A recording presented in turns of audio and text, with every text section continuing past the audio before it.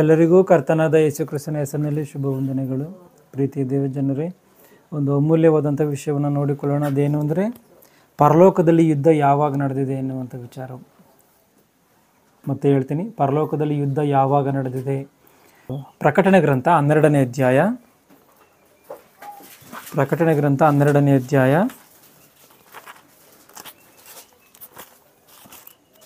1ರಿಂದ 7ನೇ ವಚನ. 7ನೇ ವಚನ ನೀಟಾಗಿ ಓದು. 7ನೇ ವಚನ ಎಲ್ಲಿಂದ? ಪರಲೋಕದಲ್ಲಿ ಯುದ್ಧ ನಡೆಯಿತು. ಮಿಕಾಯೇಲನು ಅವನ ದೂತರು ಘಟಸರ್ಪನ ಮೇಲೆ ಯುದ್ಧ ಮಾಡುವುದಕ್ಕೆ ಹೊರಟರು. ಘಟಸರ್ಪನು ಅವನ ದೂತರು ಯುದ್ಧ ಮಾಡಿ ಸೋತು ಹೋದರು ಮತ್ತು ಪರಲೋಕದೊಳಗೆ ಅವರಿಗೆ ಸ್ಥಾನವು ತಪ್ಪಿ ಹೋಯಿತು. ಭೂಲೋಕದವರನ್ನೆಲ್ಲ ಮರಳುಗೊಳಿಸುವ ಆ ಮಹಾಘಟಸರ್ಪನು, ಅಂದರೆ ಪಿಶಾಚಿನಿಂದಲೂ ಸೈತಾನನೆಂದಲೂ ಹೆಸರುಳ್ಳ ಪುರಾತನ ಸರ್ಪವು ದೊಬ್ಬಲ್ಪಟ್ಟು ಭೂಮಿಗೆ ಬಿದ್ದನು. ಅವನ ದೂತರು ಅವನೊಂದಿಗೆ ದೊಬ್ಬಲ್ಪಟ್ಟರು. ಆಗ ಪರಲೋಕದಲ್ಲಿ ಮಹಾಶಬ್ದವನ್ನು ಕೇಳಿದನು. ಇಲ್ಲಿ ನೋಡಿ, ಈಗ ಪ್ರಕಟಣೆ ಗ್ರಂಥ ಅಂದರೆ ಎಲ್ಲ ಕ್ರೈಸ್ತರು ಆಲೋಚನೆ ಏನು ಮಾಡ್ತಾರೆ ಅಂದರೆ, ಈ ಸಭೆಗಳಲ್ಲಿ ಪ್ರಕಟಣೆ ಮಾಡ್ತಾರೆ. ಇಂಥ ದಿನ ಇಂಥ ಪ್ರೇಯರ್ ನಡೆಯುತ್ತೆ, ಇಂಥ ದಿನ ಇಂಥ ಮೀಟಿಂಗ್ ನಡೆಯುತ್ತೆ, ಸ್ತ್ರೀಯರ ಕೂಟ ನಡೆಯುತ್ತೆ, ಪುರುಷರ ಕೂಟ ನಡೆಯುತ್ತೆ ಅಂತೇಳಿ ಒಂದು ಶೆಡ್ಯೂಲನ್ನು ಮಾಡ್ಕೊಂಡು ಅನೌನ್ಸ್ ಮಾಡ್ತಾರೆ. ಅವೆಲ್ಲ ಏನು ಅಂದರೆ ಪ್ರಕಟಣೆಗಳು ಅಂತೇಳಿ ಹೇಳ್ತಾರೆ. ಪ್ರಕಟಣೆಗಳು ಅಂತೇಳಿ ಹೇಳ್ತಾರೆ. ಅದೇನು ಅಂದರೆ ಅವೆಲ್ಲ ಮುಂದೆ ನಡೆಯುವಂಥವು. ಅಂದರೆ ಈ ಮುಂದಿನ ವಾರದಲ್ಲಿ ಏನು ನಡೆಯುತ್ತೋ ಅದನ್ನು ಪ್ರಕಟಣೆಗಳು ಅಂತೇಳಿ ಅವರು ಪ್ರಕಟಿಸ್ತಾರೆ. ಈ ಪ್ರಕಟಣೆ ಅಂದರೆ ನಮ್ಮ ಆಲೋಚನೆ ಏನೈತೆ ಅಂದರೆ ಮುಂದೆ ಏನು ನಡೀತೋ ಅದೇ ಅಂತ ನಾವು ಅಂದ್ಕೊಂಡಿದ್ದೀವಿ. ಅರ್ಥ ಆಯ್ತಾ? ಈ ಪ್ರಕಟಣೆ ಗ್ರಂಥವನ್ನು ಎಲ್ಲವನ್ನ ಪ್ರಕಟಣೆ ಅಂತೇಳಿ ಇರುವಂಥ ಕಾರಣ ಇಡೀ ಪುಸ್ತಕವನ್ನು ಮುಂದೆ ಆಗುವಂಥ ಕಾರ್ಯಗಳೇ ಅಂತ ಅಂದ್ಕೊಂಡ್ಬಿಟ್ಟಿದ್ದಾರೆ ಎಲ್ಲ ಕ್ರೈಸ್ತರು ಕೂಡ. ಪ್ರಕಟಣೆ ಗ್ರಂಥವನ್ನು ಆ ಪ್ರಕಟಣೆ ಅಂತ ಹೇಳಿ ಇರುವಂಥ ಕಾರಣ ಇವೆಲ್ಲವೂ ಕೂಡ ಮುಂದೆ ನಡೆಯುವಂಥ ಕಾರ್ಯಗಳೇ. ಇದರಲ್ಲಿ ಯಾವುದು ಈಗ ನಡೆಯುವಂಥದ್ದು ಇಲ್ಲ, ಹಿಂದೆ ನಡೆದೋಗಿರುವಂಥದ್ದು ಯಾವುದೂ ಇಲ್ಲ. ಈ ಪ್ರಕಟಣೆ ಗ್ರಂಥ ಅಂದರೆ ಎಲ್ಲವೂ ಕೂಡ ಮುಂದೆ ನಡೆಯುವಂಥದ್ದೇ ಅಂತಲೇ ಇವರು ಅಂದ್ಕೊಂಡಿದ್ದಾರೆ. ಆದರೆ ಒಂದನ್ನು ಆಲೋಚನೆ ಮಾಡಬೇಕು. 2000 ವರ್ಷಗಳ ಕೆಳಗೆ ಬೈಬಲ್ ಬರೆಯಲ್ಪಟ್ಟಿದೆ. ಮುಂದೆ ನಡೀತತೆ ಅಂತ ಅಂದರೆ 2000 ವರ್ಷಗಳ ಕೆಳಗೆ ಮುಂದೆ ನಡೆಯುತ್ತೆ ಅಂತೇಳಿ ಬರೆಸಿದ್ದಾರೆ ಅಂತಂದರೆ ಆ ವಿಚಾರಗಳು ಮುಂದೆ ಅಂದರೆ ಯಾವತ್ತು? 2000 ವರ್ಷಗಳು ದಾಟಿದೆ ಅಂದ್ರೆ ಹಂಗಾರೆ ಇವಾಗ ಯಾವಾಗಲೂ ಸಂಭವಿಸಲ್ವಾ? ಇಲ್ಲ ನಾಳೆ ಸಂಭವಿಸಲ್ವಾ? ಇಲ್ಲ ಹಿಂದೆ ಸಂಭವಿಸಿರುವಂಥವು ಯಾವುವು ಇಲ್ವಾ? ಅಂದರೆ 1000 ವರ್ಷಗಳ ಕೆಳಗೆ ಸಂಭವಿಸಿರುವಂಥವು ಯಾವುವು ಇಲ್ವಾ? ಅದನ್ನು ಯೋಚನೆ ಮಾಡಬೇಕು. ಅಂದರೆ ಪ್ರಕಟಣೆ ಗ್ರಂಥ ಅಂದರೆ ಎಲ್ಲವೂ ಕೂಡ ಈ ಪ್ರಕಟಣೆ ಗ್ರಂಥದಲ್ಲಿ ಮುಂದೆ ಆಗಬೇಕಾಗಿರುವಂಥ ಸಂಗತಿಗಳು ಮಾತ್ರವೇ ಇಲ್ಲ. 3 ಕಾಲಗಳಿಗೆ ಸಂಬಂಧಪಟ್ಟಂಥ ಕಾರ್ಯಗಳು ಈ ಪ್ರಕಟಣೆ ಗ್ರಂಥದಲ್ಲಿ ಐತೆ. ಭೂತಕಾಲಕ್ಕೆ ಸಂಬಂಧಪಟ್ಟಂಥದ್ದು ಐತೆ, ವರ್ತಮಾನ ಕಾಲಕ್ಕೆ ಸಂಬಂಧಪಟ್ಟಂಥ ವಿಚಾರಗಳು ಐತೆ, ಭವಿಷ್ಯತ್ ಕಾಲಕ್ಕೆ ಸಂಬಂಧಪಟ್ಟಂಥ ವಿಚಾರಗಳು, ಈ 3 ವಿಚಾರಗಳು ಕೂಡ ಐತೆ. ಈಗ ಪ್ರಕಟಣೆ ಗ್ರಂಥ 12ನೇ 7ನೇ ವಚನದಲ್ಲಿ ಪರಲೋಕದಲ್ಲಿ ಯುದ್ಧ ನಡೆಯಿತು ಅಂತ ಹೇಳಿ ಐತಿ. ಈ ಪರಲೋಕದಲ್ಲಿ ಯುದ್ಧ ನಡೆಯಿತು ಅಂದರೆ ಯಾವಾಗ ಯುದ್ಧ ನಡೆದಿದೆ? ಈಗ ಪರಲೋಕದಲ್ಲಿ ಯುದ್ಧ ನಡೆಯಿತು ಅಂತೇಳಿ ಇವೆಲ್ಲ ಕಾರ್ಯಗಳು ಹೆಂಗೆ ಗೊತ್ತಾಗ್ತೈತೆ ಮನುಷ್ಯನಿಗೆ ಅಂದರೆ, ಈ ಪ್ರಕಟಣೆ ಗ್ರಂಥವನ್ನು ಬರೆದಂಥ ಯೋಹಾನನಿದನಲ್ಲ, ಯೋಹಾನ್ ಸುವಾರ್ತೆ ಆಗಿರ್ಬೋದು, ಯೋಹಾನನ ಬರೆದ ಪತ್ರಿಕೆಗಳು 3 ಆಗಿರ್ಬೋದು, ಈ ಪ್ರಕಟಣೆ ಗ್ರಂಥ ಆಗಿರ್ಬೋದು, ಈ ಎಲ್ಲ ಪುಸ್ತಕಗಳನ್ನು, ಈ 5 ಪುಸ್ತಕಗಳನ್ನು ಬರೆದಿರುವಂಥದ್ದು ಒಬ್ಬರೇ, ಆತನೇ ಯೋಹಾನನ್.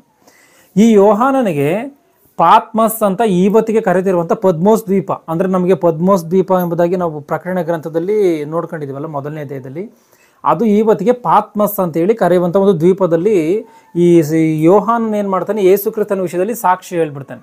ಅಂದರೆ ಈತನೇ ದೇವಕುಮಾರನು, ಈತನೇ ಲೋಕರಕ್ಷಕನು ಅಂತ ಹೇಳಿದಕ್ಕೋಸ್ಕರ ಯಹೂದ್ಯರು ಏನು ಮಾಡಿಬಿಡ್ತಾರೆ, ಆತನನ್ನು ಆ ಒಂದು ಪಾತ್ಮಸ್ ಎನ್ನುವಂಥ ಒಂದು ದ್ವೀಪಕ್ಕೆ ಹಾಕ್ಬಿಡ್ತಾರೆ ಅಲ್ಲಿಗೆ. ಯಾಕಂದರೆ ಅಲ್ಲಿ ಯಾರೋ ಮನುಷ್ಯರು ಹೆಚ್ಚಾಗಿ ಇರಲ್ಲ, ಅಲ್ಲಿ ಭಯಂಕರವಾದಂಥ ಕೆಲಸಗಳು ಕೂಡ ಇತ್ತು ಅಂತ ಹೇಳಿ ಚರಿತ್ರೆಕಾರರ ಒಂದು ವಿಚಾರಗಳು ತಿಳಿಸುತ್ತೆ.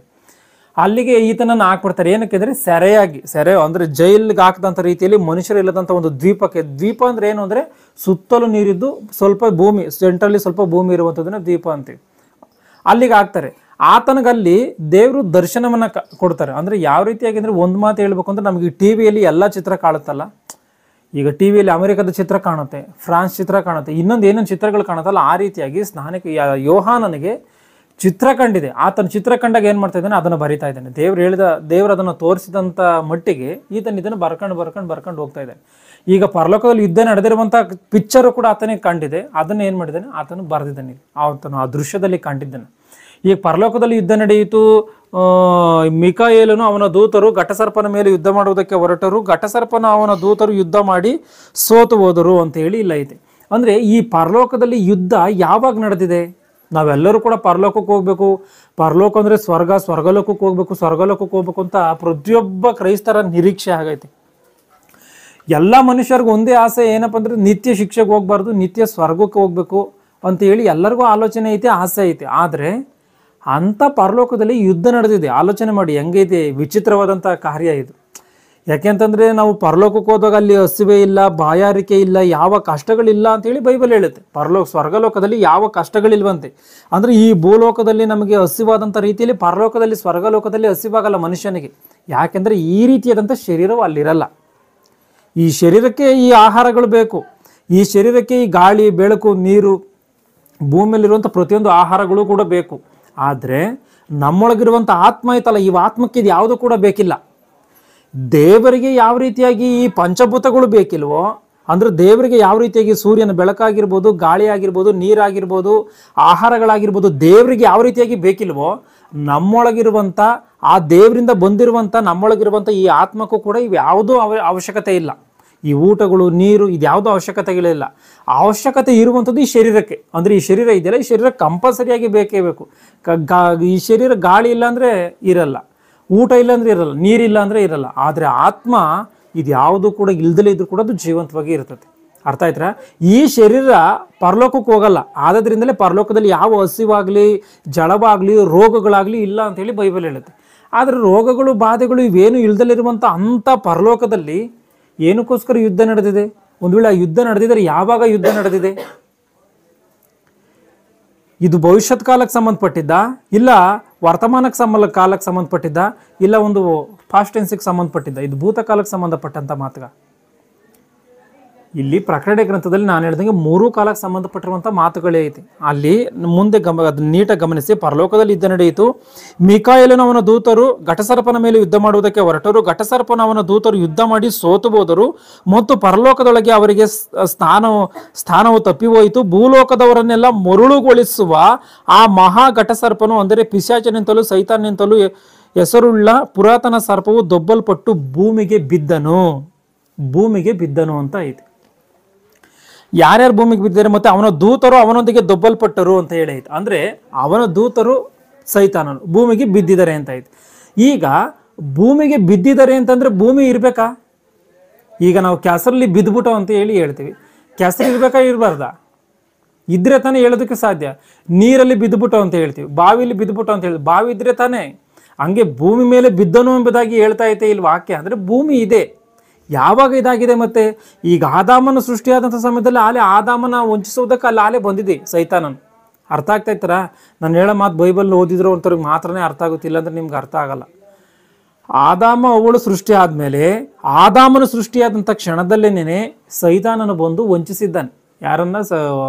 ಆದಾಮನನ್ನು. ಅಂದರೆ ಆ ಸಮಯದಲ್ಲಿ ಆದಾಮ ಅವ್ವ ಈ ದಂಪತಿಗಳು ಭೂಮಿ ಮೇಲೆ ಮೊದಲೇ ಮನುಷ್ಯರಾಗಿ ಇದ್ದಂಥ ಸಮಯದಲ್ಲಿ ಸೈತಾನನಲ್ಲಿ ಬಂದಿದ್ದಾನೆ, ಅಲ್ಲಿ ಎಂಟ್ರಿ ಕೊಟ್ಟಿದ್ದಾನೆ. ಅಂದರೆ ಆಲೋಚನೆ ಮಾಡಿ, ಸೈತಾನನ ಆವಾಗ ಅಲ್ಲಿದ್ದಾನೆ ಅಂತ ಅರ್ಥ ಆಯಿತು. ಈಗ ಇಲ್ಲಿ ಏನು ಹೇಳ್ತತೆ? ಭೂಮಿಗೆ ಬಿದ್ದನು ಅಂತ ಹೇಳಿ ಹೇಳ್ತತೆ. ಈಗ ಭೂಮಿಗೆ ಬಿದ್ದಾಗ ಏನಾಗಿದೆ? ಮುಂದೆ ಓದ್ಕೊಂಡೋಗಿ ಅದನ್ನ 10ರಿಂದ ಮುಂದೆ ಓದಿಸುದಾ? ಈಗ ಜಯವೂ ಶಕ್ತಿಯೂ ರಾಜ್ಯವೂ ನಮ್ಮ ದೇವರಿಗೆ ಉಂಟಾಯಿತು. ಆತನು ಅಭಿಷೇಕಿಸಿದವನ ಅಧಿಕಾರವು ಈಗ ಸ್ಥಾಪಿತವಾಯಿತು. ಹಗಲಿರುಳು ನಮ್ಮ ಸಹೋದರರ ಮೇಲೆ ನಮ್ಮ ದೇವರ ಮುಂದೆ ದೂರು ಹೇಳಿದ ದೂರುಗಾರನು ದೊಬ್ಬಲ್ಪಟ್ಟಿದ್ದಾನೆ. ಅವರು ಪ್ರಾಣದ ಮೇಲಣ ಪ್ರೀತಿಯನ್ನು ತೊರೆದು ಮರಣಕ್ಕೆ ಹಿಂತೆಗೆಯದೆ ಯಜ್ಞದ ಕುರಿಯಾದಾತನ ರಕ್ತದ ಬಲದಿಂದಲೂ ತಮ್ಮ ವಾಕ್ಯದ ಬಲದಿಂದಲೂ ಅವರನ್ನು ಜಯಿಸಿದರು. ಪರಲೋಕವೇ ಇಲ್ಲಿ ಒಂದ್ ನಿಮಿಷ, ಈಗ 10ನೇ ವಚನ ಗಮನಿಸಿ. ಅವನ ದೂತರು ಅವನೊಂದಿಗೆ ದೊಬ್ಬಲ್ಪಟ್ಟರು, ಆಗ ಪರಲೋಕದಲ್ಲಿ ಮಹಾಶಬ್ದವನ್ನ ಕೇಳಿದೆನು ಅಂತ ಆಯ್ತು. ಈಗ ಸೈತಾನನ ದೂತರು ದೊಬ್ಬಲ್ಪಟ್ಟಿದ್ದಾರೆ ಅಂತೆ, ಸೈತಾನನು ಅವನ ದೂತರು ದೊಬ್ಬಲ್ಪಟ್ಟಿದ್ದಾರೆ ಅಂತ ಐತೆ.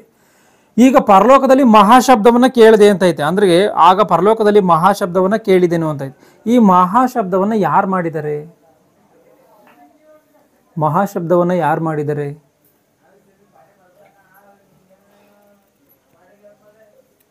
ಮನುಷ್ಯರು ಮಾಡಿದಾರ? ಈಗ ಲೂಕನು ಬರೆದ ಸುವಾರ್ತೆಯಲ್ಲಿ ಯೇಸು ಕ್ರಿಸ್ತನ ಜನನದ ವಿಷಯದಲ್ಲಿ ಕುರುಬರೆಲ್ಲ ಬೆಂಕಿ ಕಾಸ್ಕೊಂತಿದ್ದಂಥ ಸಮಯದಲ್ಲಿ, ಅವರು ಕುರಿ ಕಾಯ್ತಿದ್ದಂಥ ಸಮಯದಲ್ಲಿ ಪರಲೋಕ ಸೈನ್ಯವು ಪ್ರತ್ಯಕ್ಷವಾಯಿತು ಅಂತ ಐತಿ.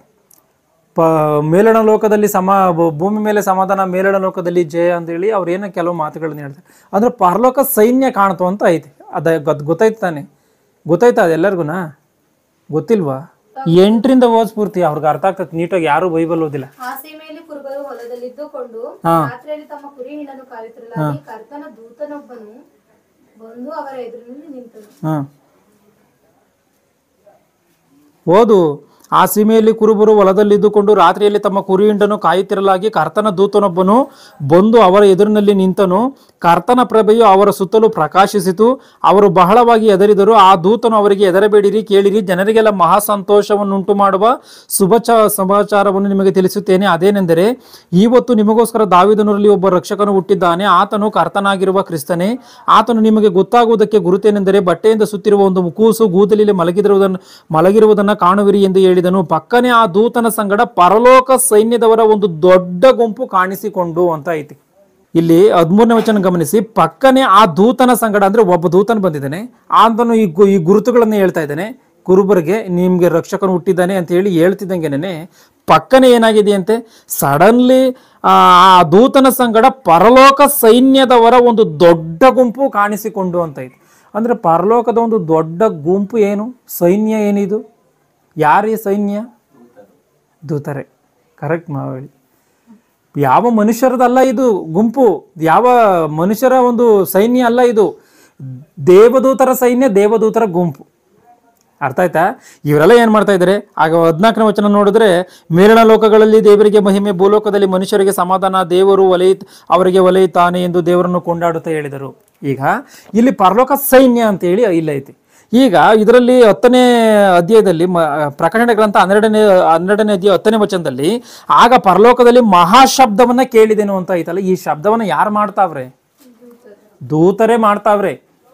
ಖಚಿತವಾಗಿ ಅರ್ಥ ಮಾಡ್ಕೋಬೇಕು. ಯಾಕೆ ಅಂದ್ರೆ ಆವತ್ತಿನಿಂದ ಅಂದ್ರೆ ಈ ಭೂಮಿ ಮೇಲೆ ಮೊಟ್ಟ ಮೊದಲನೇದಾಗಿ ಸತ್ತಂತ ಹೇಬೆಲನ್ನು ಮೊದಲುಗೊಂಡು ಇವತ್ತಿನವರೆಗೆ ಮರಣ ಹೊಂದುತ್ತಿರುವಂತ ಯಾರು ಕೂಡ ಪರಲೋಕವನ್ನ ಹೋಗಿಲ್ಲ, ಪರಲೋಕವನ್ನ ಸೇರಿಲ್ಲ. ಯೋಹಾನ್ ಸುವಾರ್ತೆ 3:13ನೇ ವಚನದ ಪ್ರಕಾರವಾಗಿ ಯಾರು ಕೂಡ ಪರಲೋಕಕ್ಕೆ ಸೇರೋದಕ್ಕೆ ಸಾಧ್ಯವಾಗಿಲ್ಲ. ಇಬ್ರಿಯರಿಗೆ 11ನೇ ವಚನದ ಪ್ರಕಾರವಾಗಿಯೂ ಕೂಡ. ಅರ್ಥ ಆಯ್ತಾ? ಆದ್ರಿಂದ ಪರಲೋಕದಲ್ಲಿ ಸೈನ್ಯಗಳು ಇದೆ, ಅಲ್ಲೇನೋ ಶಬ್ದಗಳು ಮಾಡ್ತಿದೆ ಅಂದ್ರೆ ಯಾರು ಮಾಡ್ತಾರೆ? ದೂತರೇ ಮಾಡ್ತಾರೆ. ಇದನ್ನ ಅರ್ಥ ಮಾಡ್ಕೊಳ್ಳಿ. ಮುಂದೆ ಅದು 10ರಿಂದ ಏನೈತೆ, ಈಗ ಜಯವೂ ಶಕ್ತಿಯೂ ರಾಜ್ಯವೂ ನಮ್ಮ ದೇವರಿಗೆ ಉಂಟಾಯಿತು. ಅಂದ್ರೆ ದೇವದೂತರು ಸೈತಾನನ ಮೇಲೆ ಯುದ್ಧವನ್ನ ಮಾಡ್ತಿದ್ದಂಗೆನೆ, ಈ ಸೈತಾನನ ಈ ಭೂಮಿ ಮೇಲೆ ದೊಬ್ಬಲ್ಪಡ್ತಿದ್ದಂಗೆನೆ ಪರಲೋಕದಲ್ಲಿರುವಂತ ದೇವದೂತರು ಈ ಮಾತುಗಳನ್ನ ಹೇಳ್ತಾ ಇದ್ದಾರೆ. ಏನಂತ? ಈಗ ಜಯವೂ ಶಕ್ತಿಯೂ ರಾಜ್ಯವೂ ನಮ್ಮ ದೇವರಿಗೆ ಉಂಟಾಯಿತು. ಅಂದ್ರೆ ಜಯ ಉಂಟಾಗಿದೆ, ಶಕ್ತಿ, ರಾಜ್ಯ ನಮ್ಮ ದೇವರಿಗೆ. ರಾಜ್ಯ ಅಂದ್ರೇನು? ದೇವರ ಒಂದು ಸೈನ್ಯವು ಅಂತ ಅಲ್ಲ, ದೇವರ ಒಂದು ಮಕ್ಕಳೇ ದೇವರ ರಾಜ್ಯ. ಅದು ಬಿಟ್ಬಿಟ್ಟು ನಿಮ್ಗೆ ಅದು ಅರ್ಥ ಆಗಲ್ಲ. ಇವಾಗ ಆತನು ಅಭಿಷೇಕಿಸಿದವನ ಅಧಿಕಾರವು ಈಗ ಸ್ಥಾಪಿತವಾಯಿತು. ಹಗಲಿರುಳು ನಮ್ಮ ಸಹೋದರರ ಮೇಲೆ ನಮ್ಮ ದೇವರ ಮುಂದೆ ದೂರು ಹೇಳಿದ ದೂರುಗಾರನು ದೊಬ್ಬಲ್ಪಟ್ಟಿದ್ದಾನೆ. ಈಗ ನಿಮ್ಗೆ ಒಂದು ಕನ್ಫ್ಯೂಸ್ ಆಗ್ಬೋದು. ಹಗಲಿರುಳು ನಮ್ಮ ಸಹೋದರರ ಮೇಲೆ ನಮ್ಮ ದೇವರ ಮುಂದೆ ದೂರು ಹೇಳುತ್ತಿದ್ದಂಥ ದೂರುಗಾರ ಅಂತ ಹೇಳಿ ಐತೆ. ಅಂದ್ರೆ ಈಗ ದೇವದೂತರು ಈ ಮಾತನ್ನು ಹೇಳ್ತಾರೆ ಅಂದ್ರೆ ಸಹೋದರರು ಅಂತ ಹೇಳಿ ಬರೆಯಲ್ಪಟ್ಟಿರುವಂಥದ್ದು ಯಾರ ವಿಷಯದಲ್ಲಿ? ನಮ್ಮ ಸಹೋದರರ ಮೇಲೆ ಹಗಲು ಇರುಳು ಈತನು ದೂರ ಹೇಳ್ತಿದ್ದ ಅಂತ ಹೇಳಿ ಹೇಳ್ತಿರುವಂಥದ್ದು ಯಾರ ವಿಷಯದಲ್ಲಿ? ಯಾರ ವಿಷಯದಲ್ಲಿ? ದೂತರ ವಿಷಯದಲ್ಲೇನೇನೆ. ದೂತರ ವಿಷಯದಲ್ಲೇನೇನೆ. ಏನ್ ಸಹೋದರರು ಅಂತ ಹೇಳಿ ದೂತರು ಹೇಳ್ಕೊಂತಾರೆ ಅಂತ ನೀವು ಅಂದ್ಕೊಂತ ಇದ್ದೀರಾ? ದೂತರ ವಿಷಯದಲ್ಲೇ ಬರೆಯಲ್ಪಟ್ಟಿರೋದು ಇದು. ಯಾಕೆ ಅಂದ್ರೆ ಆ ಕಾಲದಲ್ಲಿ ಮನುಷ್ಯರು ಇನ್ನೂ ಇಲ್ಲವೇ ಇಲ್ಲ. ಅರ್ಥ ಆಯ್ತಾ? ಅಂದ್ರೆ ಈಗ ಯೋಬನ ಪುಸ್ತಕವನ್ನು ನೋಡುವಂಥದ್ದಾದ್ರೆ ಯೋಬನಿಗೆ ವಿರುದ್ಧವಾಗಿ ಹೋಗಿ ಸೈತಾನನು, ಸ್ವಾಮಿ ಇವನು ನಿನ್ನ ಮೇಲೆ ಭಯಭಕ್ತಿ ಇಟ್ಟಿದ್ದಾನಲ್ಲ, ಅದು ಸುಮ್ಮನೆ ಇಟ್ಟಿಲ್ಲ, ನೀನು ಇವನು ಸೊತ್ತನ್ನೆಲ್ಲ ಕಾಪಾಡ್ತಾ ಇದೆಯಾ, ಇವನನ್ನು ಆಶೀರ್ವಾದಿಸ್ತಾ ಇದೆಯಾ, ಇವನ ಬದುಕನ್ನೆಲ್ಲ ನೀನು ಸುತ್ತಬೇಲಿ ಹಾಕಿ ಕಾಪಾಡ್ತಾ ಇದೆಯಾ, ಅದಕ್ಕೋಸ್ಕರ ನಿನ್ನ ಮೇಲೆ ಭಯಭಕ್ತಿ ಇಟ್ಟಿದ್ದಾನೆ. ಇಲ್ಲಾಂದ್ರೆ ಇಡ್ತಿರ್ಲಿಲ್ಲ. ನೀನು ಒಂದ್ ವೇಳೆ ಅದನ್ನೆಲ್ಲ ತೆಗಿ, ಅವಾಗ ಇಡಲ್ಲ, ನೀನು ದೂಷಣೆ ಮಾಡ್ತಾನೆ ಅಂತ ಹೇಳಿ ಹೇಳ್ತಾನೆ. ಇದು ಗೊತ್ತಿದ್ಯಾ? ಯಾರಿಗೂ ಗೊತ್ತಿಲ್ಲ. ನಿಮಗೆ ಗೊತ್ತಾತೆ? ಅವು ಗೊತ್ತು. ಅರ್ಥ ಆಯ್ತಾ? ನಿಮಗೆ ಗೊತ್ತಿಲ್ವಾ? ಯೋಬನು ಅಂತ ಹೇಳಿ ಒಬ್ಬರು, ಯಾಕಂದ್ರೆ ಇವನ್ನೆಲ್ಲ ಓದ್ಸ್ಕೊಂಡು ಕೂತ್ಕೊಂಡ್ರೆ 12 ಗಂಟೆ ಆದ್ರೂ ಮುಗಿಯಲ್ಲ.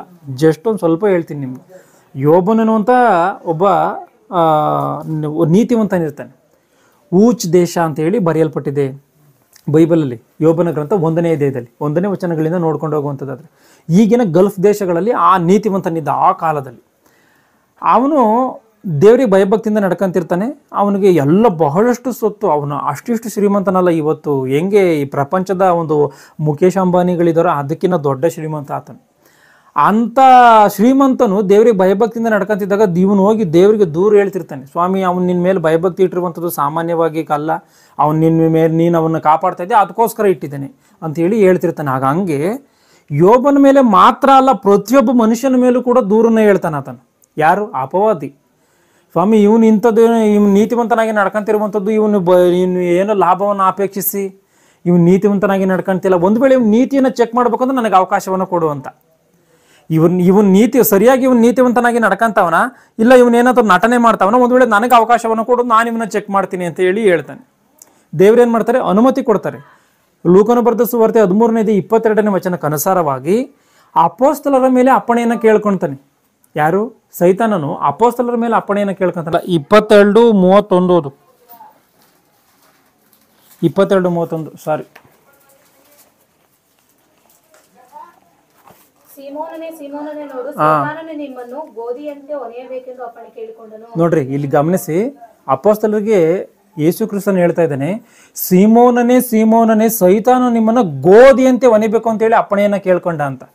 ಅಂದ್ರೆ ಪರಲೋಕದಲ್ಲಿ ಆತನು ದೇವರ ಸಮ್ಮುಖದಲ್ಲಿ ಹೋಗಿ ಅಪೊಸ್ತಲರ ಮೇಲೆ ಅಪ್ಪಣೆಯನ್ನ ಕೇಳ್ಕೊಂತಿರುವಂತ ವಿಚಾರ ಯೇಸು ಕ್ರಿಸ್ತನಿಗೆ ಗೊತ್ತಾಗಿದೆ. ಆತನ ಈ ಮಾತನ್ನು ಹೇಳ್ತಾ ಇದ್ದಾನೆ, ಸೀಮೋನನೇ ಸೈತಾನ್ ನಿಮ್ಮನ್ನ ಗೋಧಿಯಂತೆ ಒನೆಯಬೇಕು ಅಂತ ಹೇಳಿ ಅಪ್ಪಣೆಯನ್ನ ಕೇಳ್ಕೊಂಡಿದ್ದಾನೆ. ಮುಂದೇನೈತೆ? ಆದರೂ ನಿಮ್ಮ ನಂಬಿಕೆ ಕುಂದಿ ಹೋಗಬಾರದು ಅಂತೇಳಿ ನಾನು ದೇವ್ರನ್ನ ಪ್ರಾರ್ಥನೆ ಮಾಡ್ಕೊಂಡೆ ಎಂಬುದಾಗಿ ಯೇಸು ಕ್ರಿಸ್ತನ್ ಹೇಳ್ತಾ ಇದ್ದಾನೆ. ಅಂದ್ರೆ ಗೋಧಿಯಂತೆ ಒನಿಬೇಕು ಅಂದ್ರೆ ಏನ್ ಅರ್ಥ? ಮರದೊಳಗೆ ಹಾಕೊಂಡು ಇವ್ರನ್ನೆಲ್ಲ ಅತ್ತೈತ ಆಡ್ಸ್ಬೇಕಂತಾನ? ಹಂಗಲ್ಲ. ಭಯಂಕರ ಶ್ರಮೆಗಳನ್ನು ಕೊಡಬೇಕು ಅಪೊಸ್ತಲರಿಗೆ, ಭಯಂಕರವಾದಂಥ ರೀತಿಯಲ್ಲಿ ಕಷ್ಟಗಳನ್ನು ಕೊಡಬೇಕು. ಇವ್ರ ನಂಬಿಕೆ ಯಾವ ರೀತಿಯಾಗಿ ಇದೆಯೋ ಅದನ್ನು ಚೆಕ್ ಮಾಡ್ಬೇಕಂದ್ರೆ ಭಯಂಕರವಾದಂಥ ಕಷ್ಟಗಳನ್ನು ಕೊಡಬೇಕು. 1 ಪೇತ್ರ 1:1ನೇ 7ನೇ ವಚನಕ್ಕೆ ಅನುಸಾರವಾಗಿ ಭಯಂಕರವಾದಂಥ ಕಷ್ಟಗಳನ್ನು ಕೊಟ್ಟಂಥ ಸಮಯದಲ್ಲಿ ಇವ್ರು ಯಾವ ರೀತಿಯಾಗಿ ನಂಬ್ತಾರೆ? ಈಗ ನಮ್ಗೆ ಯೇಸು ಕ್ರಿಸ್ತ ನಂಬಿ ನಮ್ಗೆ ಏನೋ ಕಷ್ಟಗಳನ್ನ ಬಂದ್ಬಿಡ್ತು ಅಂದ್ಕೊಳ್ಳಿ, ಇದೇನು ಚರ್ಚಿಗೆ ಹೋದ್ರು ಇಷ್ಟೇನಾ, ಪ್ರಾರ್ಥನೆ ಮಾಡಿದ್ರು ಇಷ್ಟೇನಾ, ಬೇಡ ಕ್ರೈಸ್ತ ಜೀವಿತ ಅಂತೇಳಿ ನಾವು ಬಿಟ್ಟು ಬಿಡ್ತೀವಿ. ಆಗ ಹಂಗೆ ಇವರು ಒಂದು ವೇಳೆ ನಂಬಿಕೆ ಏನಾರು ಆಗೋಗ್ತಾರೇನೋ ಅಂತೇಳಿ ಯೇಸು ಕ್ರಿಸ್ತನ ಭಯಪಟ್ಟು ಆತನ ಪ್ರಾರ್ಥನೆ ಮಾಡ್ತಾ ಇದ್ದಾನಂತೆ. ಅಂದರೆ ಸೈತಾನನು ಪ್ರತಿಯೊಬ್ಬ ಮನುಷ್ಯನನ್ನು ಈ ರೀತಿಯಾಗಿಯೇ ಕೋರ್ಕೊಳ್ತಾನೆ. ಆ ರೀತಿ ಅವ್ರ ಮೇಲೆ ಬರ್ತಾನೆ, ಭಯಂಕರವಾದಂಥ ಇಕ್ಕಟ್ಟುಗಳನ್ನು, ಕೇಡುಗಳನ್ನು, ಕಷ್ಟಗಳನ್ನು ಕೊಡ್ತಾನೆ. ಆ ಕಷ್ಟದಲ್ಲಿ ದೃಢವಾಗಿ ನಿಲ್ಲಬೇಕಷ್ಟೇ. ಅರ್ಥ ಆಯ್ತಾ? ಈಗ ಈ ಮನುಷ್ಯರನ್ನು ಮಾತ್ರ ಅಲ್ಲ, ಆತನು ಪರಲೋಕದಲ್ಲಿರುವಂಥ ದೇವದೂತರ ಮೇಲೂ ಕೂಡ ದೂರನ್ನು ಹೇಳಿದ್ದಾನೆ. ಏನಂತ ದೂರನ್ನು ಹೇಳಿದ್ದಾನೆ? ಈಗ ಸೈತಾನನೊಬ್ಬನೇ ಕೆಟ್ಟ ಆಲೋಚನೆಯನ್ನು ಮಾಡಿದ್ದಾನೆ. ಸೈತಾನನೊಬ್ಬನೇ ಯೆಹೆಜ್ಕೇಲನ ಗ್ರಂಥ 12ನೇ ಅಧ್ಯಾಯ 14ನೇ ವಚನಗಳಿಗನುಸಾರವಾಗಿ ಏನು ಬರೆಯಲ್ಪಟ್ಟಿದೆ? ಈಗ ಸೈತಾನನು ಆತನು ದೇವರ ಮಟ್ಟಿಗೆ ಹೆಚ್ಚಿಸ್ಕೊಂಡಿದ್ದಾನೆ, ಆತನು ಸಿಂಹಾಸನವನ್ನು ಅಪೇಕ್ಷೆ ಪಟ್ಟಿದ್ದಾನೆ. ಅದಕ್ಕೋಸ್ಕರ ದೇವರು ಏನು ಮಾಡಿದ್ದಾನೆ? ಆತನನ್ನು ದೊಬ್ಬಿದರೆ ಎಂಬುದಾಗಿ ಗೊತ್ತಿದೆ. ಅಂದ್ರೆ ಆತನು ಒಬ್ಬ ಆಲೋಚನೆ ಮಾಡ್ತಿದ್ದಂಗೆನೇ ಅವನ ಸೈನ್ಯ ಹೆಂಗೆ ಬರೋದಕ್ಕೆ ಸಾಧ್ಯ? ಈಗ ಇಲ್ಲಿ ಪ್ರಕಟಣೆ ಗ್ರಂಥದಲ್ಲಿ ಒಂದು ಮಾತೈತೆ, ಅದನ್ನು ಗಮನಿಸಿ 9ನೇ ವಚನದಿಂದನ, ಭೂಲೋಕದವರನ್ನೆಲ್ಲ ಮರುಳುಗೊಳಿಸುವ ಆ ಮಹಾ ಘಟಸರ್ಪನು, ಅಂದರೆ ಪಿಶಾಚನೆಂತಲೂ ಸೈತಾನೆಂತಲೂ ಹೆಸರುಳ್ಳ ಪುರಾತನ ಸರ್ಪವು ದೊಬ್ಬಲ್ಪಟ್ಟು ಭೂಮಿಗೆ ಬಿದ್ದನು, ಅವನ ದೂತರು ಅವನೊಂದಿಗೆ ದೊಬ್ಬಲ್ಪಟ್ಟರು. ಅಂದ್ರೆ ಅವನ ದೂತರು ಯಾರು? ಈಗ ದೇವರು ತನ್ನ ದೂತರನ್ನ ಬಾಯ ಮಾತಿನ ಮೂಲಕವಾಗಿ ಉಂಟು ಮಾಡಿದ್ದಾನೆ. ಚೆನ್ನಾಗಿದ್ದನ್ನು ಅರ್ಥ ಮಾಡ್ಕೋಬೇಕು. ಮನುಷ್ಯನನ್ನ, ಆದಾಮನನ್ನ ದೇವರು ತನ್ನ ಸ್ವಹಸ್ತದ ಮೂಲಕವಾಗಿ ಆತನ ಉಂಟು ಮಾಡಿದ್ದಾನೆ ಮನುಷ್ಯನನ್ನ. ಆದರೆ ದೂತರನ್ನ ಬಾಯ ಮಾತಿನ ಮೂಲಕವಾಗಿ ಉಂಟು ಮಾಡಿದ್ದಾನೆ. ಆದಾಮನ ಉಂಟಾಗ್ಲಿ ಅಂತ ಹೇಳಿ ಪ್ರಕೃತಿಯನ್ನು ಉಂಟು ಮಾಡ್ದಂಗೆ ಆದಾಮನನ್ನ ಬಾಯ ಮಾತಿನಿಂದ ಉಂಟು ಮಾಡಿಲ್ಲ.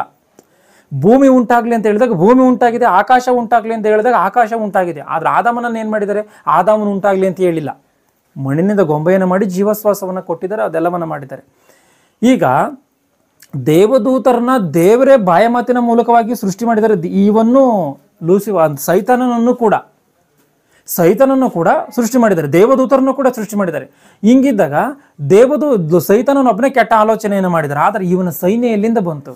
ಅಂದ್ರೆ ಈತನೇನ್ ಮಾಡಿದ್ದಾನೆ? ದೊಡ್ಡ ಸೈನ್ಯವನ್ನೇ ಕಟ್ಟಿಕೊಂಡಿದ್ದಾನೆ.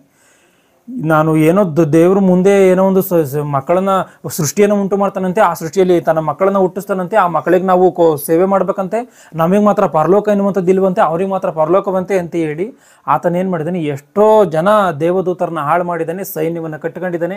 ಅದೇ ರೀತಿಯಾಗಿ ಎಷ್ಟೋ ದೇವದೂತರ ಮೇಲೆ ಅಪವಾದವನ್ನು ಹೊರಿಸಿದ್ದಾನೆ. ಅಂದರೆ ಅವನು ದೂರನ್ನ ಹೇಳಿದ್ದಾನೆ, ಸ್ವಾಮಿ ಇವನು ಕೂಡ ನನ್ನ ಆಲೋಚನೆಗೊಳಪಟ್ಟಿದ್ದ, ಇವನು ಕೂಡ ಇದಕ್ಕೆ ಒಪ್ಕೊಂಡಿದ್ದ, ಇವನು ಕೂಡ ಇದರಂತೆ ನಡ್ಕಂಡ ಅಂತೇಳಿ ಈ ರೀತಿಯಾಗಿ ಸೈತಾನನು ದೂತರ ಮೇಲೂ ಕೂಡ ದೂರನ್ನು ಹೇಳಿದಾನೆ. ಅದೇ ಇಲ್ಲಿ ಬರೆಯಲ್ಪಟ್ಟಿರುವ ವಿಚಾರ.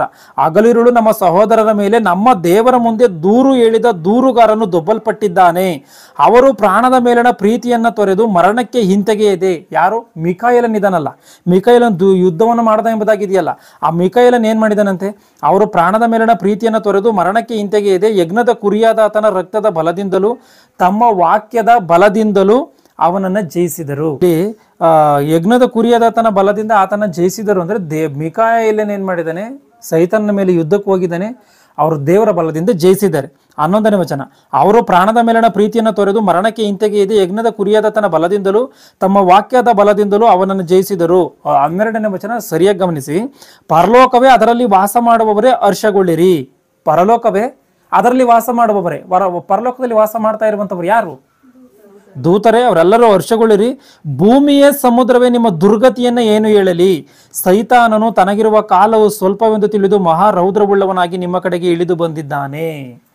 ಭೂಮಿಯ ಸಮುದ್ರವೇ ನಿಮ್ಮ ದುರ್ಗತಿಯನ್ನು ಏನು ಹೇಳಲಿ?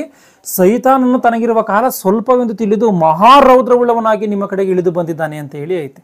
ಅರ್ಥ ಆಯ್ತಾ? ಈಗ ಇಳಿದು ಬಂದಿದ್ದಾನೆ ಅಂತ ಹೇಳಿ ಅಲ್ಲ ವಾಕ್ಯ ಐತೆ. ಈಗ ಇಲ್ಲಿ ಇಳಿದು ಬಂದಿದ್ದಾನೆ ಅಂತ ಐತೆ. ಆದಾಮನು ಉಂಟು ಮಾಡಿದಂಥ ಕಾಲದಲ್ಲಿ ಆಲ್ರೆಡಿ ಇದ್ದಾನೆ. ಮತ್ತೆ ಇದು ಯಾವಾಗ ನಡೆದಿದೆ?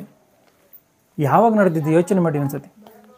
ನಾವೀಗ ನೋಡ್ತಿರುವಂಥ ಅಂಶ ಪರಲೋಕದಲ್ಲಿ ಯುದ್ಧ ಯಾವಾಗ ನಡೆದಿದೆ ಅಂತ ಹೇಳಿ ಅಂದ್ಕೊಂತ ಇದ್ದೀವಲ್ಲ, ಮತ್ತೆ ಯಾವಾಗ ನಡೆದಿದೆ ಇವಾಗ? ಹೇಳು, ಜೋರಾಗಿ ಹೇಳು. ಭೂತಕಾಲದಲ್ಲೇನೆ. ಈಗ ಮನುಷ್ಯನು ಉಂಟಾದ ಮೇಲೆ ನಡೆದಿದೆಯಾ?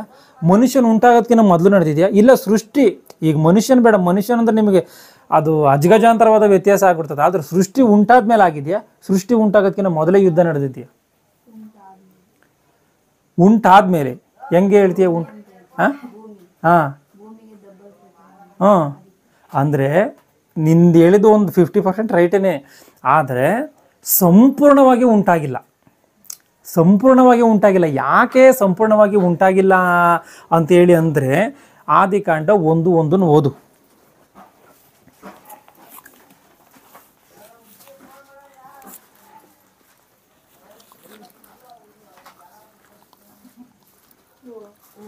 ಒಂದು ಬೇಗ ಓದು, ಯಾರನ್ನೊಬ್ರು.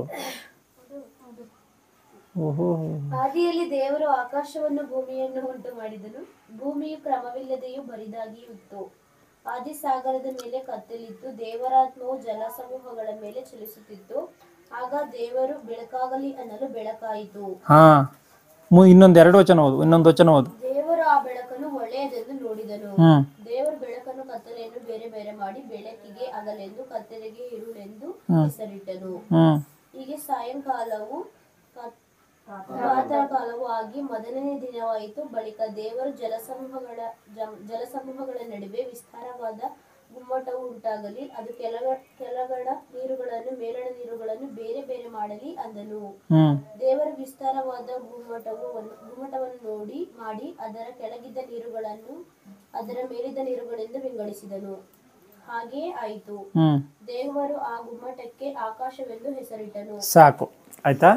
ಇಲ್ಲಿ ಆಕಾಶವನ್ನು ಉಂಟು ಮಾಡ್ತಾ ಇದ್ದೇನೆ ಮೊದಲು. ಅಂದರೆ ಆಕಾಶ ಅಂದ್ರೆ ಏನು? ನಮ್ಮ ಕಣ್ಣಿಗೆ ಕಾಣ್ತಾ ಇದೆಯಲ್ಲ, ಇದೇನೇನೆ. ಇದರಲ್ಲೇ ಏನಿದೆ? ಇಡೀ ವಿಶ್ವವೇ ಇದೆ. ಕೋಟ್ಯಾನುಕೋಟಿ ನಕ್ಷತ್ರಗಳು, ಕೋಟ್ಯಾನುಕೋಟಿ ನಕ್ಷತ್ರ ಮಂಡಲಗಳು, ಹೈಡ್ರಾಸ್ ಇಂಟ್ರಸ್ ನಕ್ಷತ್ರ ಮಂಡಲಗಳು, ಪಾಲಪುಂತ ನಕ್ಷತ್ರ ಮಂಡಲಗಳು, ಸೌರ ಕುಟುಂಬ, ಇವೆಲ್ಲವೂ ಕೂಡ ಇದೆ. ಅಂದರೆ ಇವೆಲ್ಲವನ್ನು ಹಿಡಿದಿರುವಂಥದ್ದೇ ಈ ಆಕಾಶ. ಈ ಆಕಾಶವನ್ನು ಉಂಟು ಮಾಡ್ತಾ ಇದೆ. ಅಂದರೆ ನೀವು ಒಂದೇ ಮಾತು ನೇರವಾಗಿ ಹೇಳಬೇಕು ಅಂದರೆ, ಪರಲೋಕದಲ್ಲಿ ಯುದ್ಧ ನಡೆಯುವಂಥ ಸಮಯದಲ್ಲಿ ಸೃಷ್ಟಿ ಕಾರ್ಯಕ್ರಮ ನಡೀತಾ ಇದೆ. ಚೆನ್ನಾಗಿದ್ದನ್ನ ಅರ್ಥ ಮಾಡ್ಕೊಳ್ಳಿ. ದೇವರು ಭೂಮಿಯನ್ನು ಉಂಟು ಮಾಡೋದಕ್ಕೋಸ್ಕರ ದೇವರು ಆಜ್ಞಾಪನೆ ಮಾಡಿದ್ದಾನೆ. ಆತನ ಬಾಯಮೂತನ ಮೂಲಕವಾಗಿ ಹೇಳ್ತಾ ಇದ್ದಾನೆ. ಪವಿತ್ರಾತ್ಮನಲ್ಲಿದ್ದಾನೆ. ಯೇಸು ಕ್ರಿಸ್ತನ ಶಿಲ್ಪಿಯಾಗಿದ್ದಾನೆ.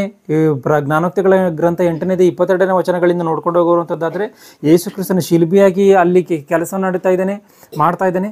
ದೇವದೂತರೆಲ್ಲರೂ ಕೂಡ ಕೆಲಸವನ್ನು ಮಾಡ್ತಾ ಇದ್ದಾರೆ. ಈಗ ಇಲ್ಲಿ ಏನು ಮಾಡ್ತಿದ್ದೆ? ಸೃಷ್ಟಿ ಕಾರ್ಯಕ್ರಮ ನಡೀತಾ ಇದೆ. ಸೃಷ್ಟಿ ಕಾರ್ಯಕ್ರಮ ನಡೆಯುವಂಥ ಸಮಯದಲ್ಲಿನೇ ಮೊದಲು ಅಲ್ಲಿ ಯುದ್ಧವನ್ನು ನಡೆದಿದೆ. ಆ ಭೂಮಿ ಎನ್ನುವಂಥದ್ದು ಇದೆ ಅಂತಂದ್ರೆ ಭೂಮಿ ಅನ್ನುವಂಥದ್ದು ಇದೆ, ಆದರೆ ಪ್ರಕೃತಿ ಸಂಪೂರ್ಣವಾಗಿ ಸೃಷ್ಟಿ ಆಗಿಲ್ಲ. ಆ ಒಂದು ಸಮಯದಲ್ಲಿ ಯುದ್ಧ ನಡೆದಿದೆ. ಆವಾಗ ಏನು ಮಾಡಿದ್ದಾರೆ? ಅವರೆಲ್ಲರೂ ಕೂಡ ಬಿದ್ದಿದ್ದಾರೆ. ಅಂದರೆ ಇಲ್ಲಿ ಈಗ ದೇವರು ಆ ಜಲಸಮೂಹಗಳ ಮೇಲೆ ದೇವರಾತ್ಮ ಚಲಿಸುತ್ತಿತ್ತು ಅಂತ ಹೇಳಿ ಏನಿದೆಯೋ ಈ ಜಲಸಮೂಹಗಳಲ್ಲೇ ಇರುವಂಥದ್ದು ಪದಾರ್ಥ. ಇವತ್ತು ವಿಜ್ಞಾನಿಗಳು ಏನು ಹೇಳುತ್ತಾರೆ ಅಂದರೆ ಈ ವಿಶ್ವದಲ್ಲಿ ಎಲ್ಲವನ್ನ ಸಂಪೂರ್ಣವಾಗಿ ನೀವು ತಿಳಿದುಕೊಂಡಿದ್ದೀರಾ ಅಂತ ಅಂದರೆ 100% ಆಗಿ ವಿಶ್ವವನ್ನು ಗುರುತಿಸಿ ಅದರಲ್ಲಿ ನೀವು ಎಷ್ಟು ತಿಳ್ಕೊಂಡಿದ್ದೀರಾ ಅಂದರೆ ಕೇವಲ 5%. ಅದರಲ್ಲಿ ಎಷ್ಟು ಪರಿಚಯ ಮಾಡ್ತಿದ್ದೀರಾ ಅಂದರೆ 3%. ಇನ್ನು 2% ಕ್ಲಾರಿಟಿ ಇಲ್ಲ. ಇನ್ನು 95% ಡಾರ್ಕ್ ಮ್ಯಾಟರ್, ಏನು ಎನ್ನುವಂಥದ್ದೇ ಗೊತ್ತೇ ಇಲ್ಲ. ಕ್ಲಾರಿಟಿ ಇರುವಂಥದ್ದು ಎಷ್ಟು? 3. ನೀವು ಏನೋ ತಿಳ್ಕೊಂಡಿದ್ದೀವಿ ಅನ್ನುವಂಥದ್ದು ಎಷ್ಟು? 5%. ಅದರಲ್ಲಿ ಕ್ಲಾರಿಟಿ 3%. ಇನ್ನು 95% ಡಾರ್ಕ್ ಮ್ಯಾಟರ್. ಅಂದರೆ ಅಂಥ ಅನಂತವಾದಂಥದ್ದು ಈ ವಿಶ್ವ. ಅನಂತವಾದಂಥ ವಿಶ್ವವನ್ನು ದೇವರು ಬಾಯಿ ಮಾತಿನ ಮೂಲಕವಾಗಿ ಉಂಟು ಮಾಡಿದ್ದಾನೆ. ಇವೆಲ್ಲ ಉಂಟು ಮಾಡಿ ಅಂದರೆ ಭೂಮಿ ಮೇಲೆ ಸೃಷ್ಟಿ ಕಾರ್ಯಕ್ರಮಗಳು ಏನು ನಡೀತಾ ಇತ್ತು ಆ ಒಂದು ಸಮಯದಲ್ಲಿ ಯುದ್ಧ ನಡೆದಿದೆ. ಆ ಒಂದು ಯುದ್ಧ ನಡೆಯುವಂಥ ಸಮಯದಲ್ಲಿ ಭೂಮಿ ಮೇಲೆ ಬಿದ್ದಿದ್ದಾನೆ. ಭೂಮಿ ಮೇಲೆ ಬಿದ್ದಂಥವನು ಎಲ್ಲಿಗೆ ಹೋಗಿದ್ದಾನೆ? ಭೂಮಿ ಮೇಲೆ ಬಿದ್ದಂಥವನು ಎಲ್ಲಿಗೆ ಹೋಗಿದ್ದಾನೆ? ಈಗ ಭೂಮಿ ಮೇಲೆ ಬಿದ್ದಿದ್ದಾನೆ. ಭೂಮಿ ಮೇಲೆ ಬಿದ್ದನು. ಈಗ ಈ ಇವೆಲ್ಲ ಉಂಟಾಗೋದಕ್ಕೆ ಕೋಟಿ ವರ್ಷಗಳು ಹಿಡಿದೈತೆ. ಇದನ್ನು ಚೆನ್ನಾಗಿ ಅರ್ಥ ಮಾಡ್ಕೋಬೇಕು. ಕೋಟಿ ವರ್ಷಗಳು ಹಿಡಿದೈತೆ. ಈಗ ಭೂಮಿ ಸೃಷ್ಟಿ ಕಾರ್ಯಕ್ರಮ ನಡೀತಾ ಇದೆ. ಭೂಮಿ ಮೇಲೆ ಬಿದ್ದಿದ್ದಾನೆ ಅಂದ್ರೆ ಅವನು ಈ ಭೂಮಿ ಸಂಪೂರ್ಣವಾಗಿ ಸೃಷ್ಟಿ ಕಾರ್ಯಕ್ರಮ ಕಂಪ್ಲೀಟ್ ಆಗಿ ಆದಾಮ ಅವ್ವಳು ಈ ಭೂಮಿ ಮೇಲೆ ಉಂಟಾಗೋವರೆಗೂ ಭೂಮಿ ಮೇಲೆ ಇದ್ನ? ಎಲ್ಲಿದ್ನ? ಎಲ್ಲಿದ್ದ? ಆಕಾಶದಲ್ಲಿದ್ನ? ಎಲ್ಲಿದ್ದ? ಪ್ರಕಟಣೆ ಗ್ರಂಥ 20ನೇ ವಚನವನ್ನು ಓದ್ರಿ. ಪ್ರಕಟಣೆ ಗ್ರಂಥ 20ನೇ ವಚನ.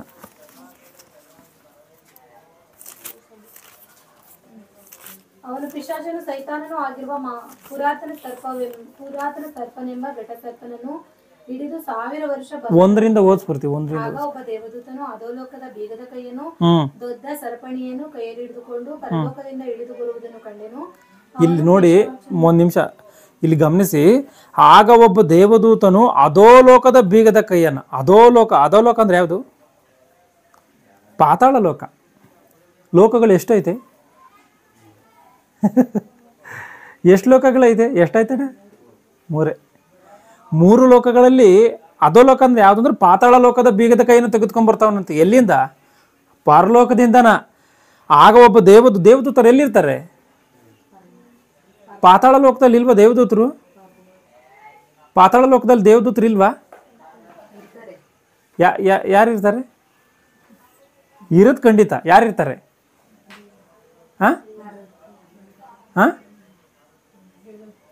ದೇವದೂತರು ನರಕದಲ್ಲೂ ಇರ್ತಾರೆ. ಯಾರಿರ್ತಾರೆ ಅಂದರೆ ಒಳ್ಳೆ ರೀತಿಯಾಗಿ ಬದುಕ್ತಾರಲ್ಲ, ತಪ್ಪು ಮಾಡ್ದಂಥವ್ರು ಇರ್ತಾರೆ.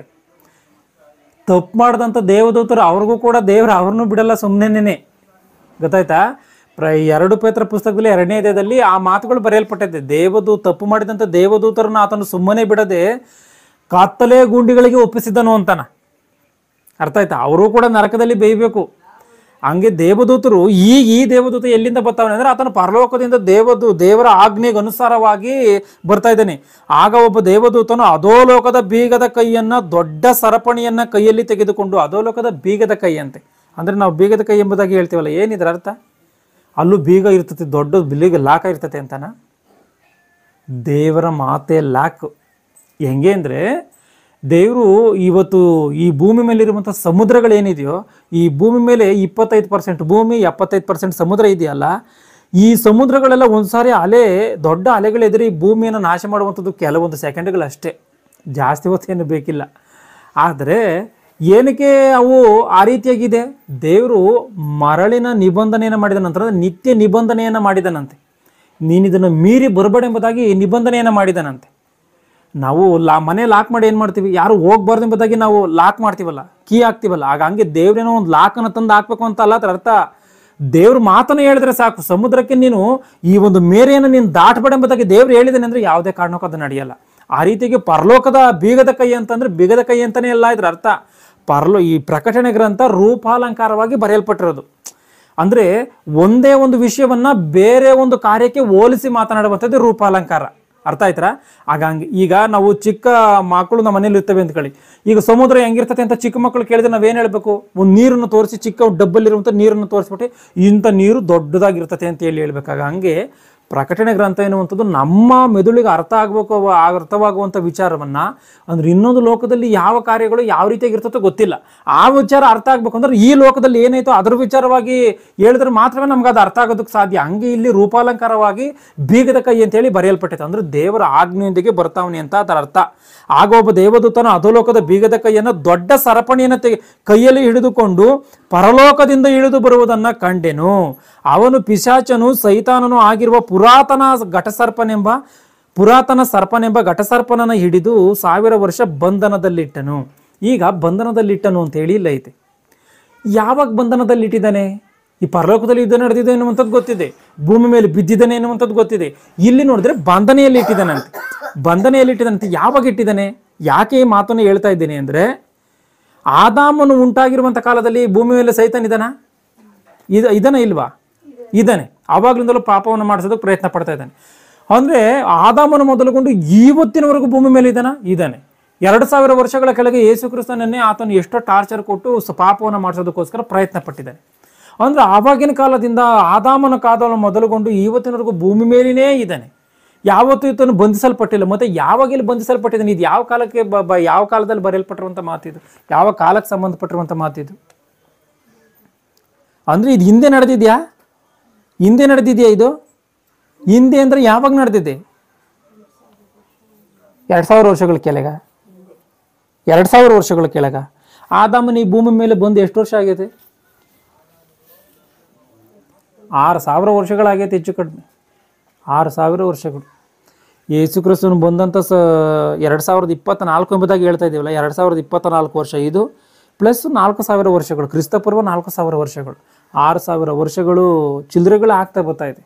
ಇದರಲ್ಲಿ ಯಾವಾಗ ನಡೆದಿದೆ? ಯಾವಾಗ ಈತನು ಬಂಧಿಸಲ್ಪಟ್ಟಿದ್ದಾನೆ? ಇಲ್ಲಿ ಮುಂದೆ ಗಮನಿಸಿ, ಪುರಾತನ ಸರ್ಪನೆಂಬ ಘಟಸರ್ಪನನ್ನು ಹಿಡಿದು 1000 ವರ್ಷ ಬಂಧನದಲ್ಲಿಟ್ಟನು. ಆ 1000 ವರ್ಷ ತೀರುವ ತನಕ ಸೈತಾನನು ಇನ್ನು ಜನಗಳನ್ನು ಮರುಳುಗೊಳಿಸದ ಹಾಗೆ ದೇವದೂತನು ಅವನನ್ನು ಅಧೋಲೋಕದಲ್ಲಿ ದೊಬ್ಬಿ ಬಾಗಿಲು ಮುಚ್ಚಿ ಅದಕ್ಕೆ ಮುದ್ರೆ ಹಾಕಿದನು. ಆ 1000 ವರ್ಷಗಳಾದ ಮೇಲೆ ಅವನಿಗೆ ಸ್ವಲ್ಪ ಕಾಲ ಬಿಡುಗಡೆಯಾಗಬೇಕು. ಆ ಸ್ವಲ್ಪ ಕಾಲ ಬಿಡುಗಡೆ ಆಗಬೇಕು ಅಂತ ಐತಿ. ಈಗ ಯಾವಾಗ ಬಂಧಿಸಲ್ಪಟ್ಟಿದ್ದಾನೆ? ಯಾವಾಗ ಬಿಡಿಸಲ್ಪಡ್ತಾನೆ? ಮುಂದೆನಾ ಮುಂದೆ ಅಂದ್ಕೊಂಡ್ರೆ ತಪ್ಪು. ಯಾಕೆ ಮುಂದೆನೇ ಇದು ನಡೀತತೆ, ಮುಂದೆ ಎಲ್ಲ ಬಂಧಿಸಲ್ಪಡ್ತಾನೆ ಆಮೇಲೆ ಬಿಡಲ್ಪಡ್ತಾನೆ ಎನ್ನುವಂಥದ್ದು ತಪ್ಪು.